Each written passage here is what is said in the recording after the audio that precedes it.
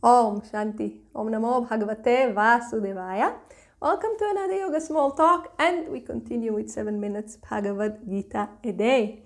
We are reading from chapter 4, the topic of inaction, in action, and action in inaction. This started in verse 16, and we have reached verse 19. 19. He whose undertakings are all devoid of desires and selfish purposes, and whose actions have been burnt by the fire of knowledge, him the wise call a sage. 20. Having abandoned attachment to the fruit of the action, ever content, depending on nothing, he doesn't do anything though engaged in activity. So, what does it mean to be active fully? This we kind of know. It's mean doing things with the body and identifying with the doing. So it's not action in inaction, and it's not inaction in action. It's just regular action. I'm doing things, I'm saying I am the doer. The other thing that's more of our experience is being in a state of action in inaction, meaning I sit down for meditation, let's say, or resting. The body is not moving, the body is not doing anything, but the mind says, I am sitting down, I am doing nothing. So I associate myself with the inactive body, and I say I am inactive, although my mind is doing a lot of things and I am identifying with all of them. So this is action in inaction. Although the body is not active, in yogic terms, it is very, very, very much an action. So those things, easier for us to relate to, because this is the condition, I assume, of most of us. And therefore, before we go back to telling, okay, when you're active, this you should do, this you should not be doing, Lord Krishna gives us a little bit more of information about what does it look like to be in a state of inaction. Again, from compassion, and also that we will realize whether we are there or not. And if we are not there, we cannot just sit and do nothing. There are things that need to be done.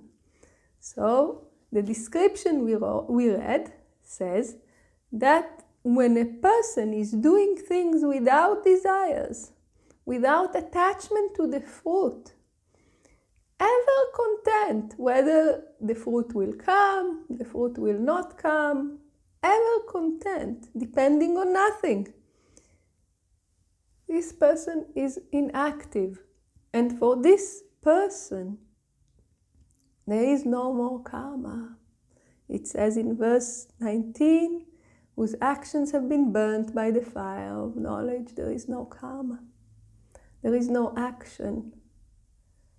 So why this person is walking anyway? Why this person is active? We saw that in chapter 3. A sage performs action only with a view to set an example to the masses. Whatever a great man does, remember, that also others will follow. So, to set an example, to increase the dharma, to sustain society, to increase righteousness. This is why they act. But let us not mistake it. Swami Shivananda tells us in the commentary, though he walks, he does nothing, as he has no selfish interests, as his actions are burnt by the fire of wisdom, which consists in the realization of inaction in action through knowledge of the self, or Brahmanyana. So, when the real wisdom dawns, I am not the doer. And not just intellectually, because I heard it so many times that I can repeat.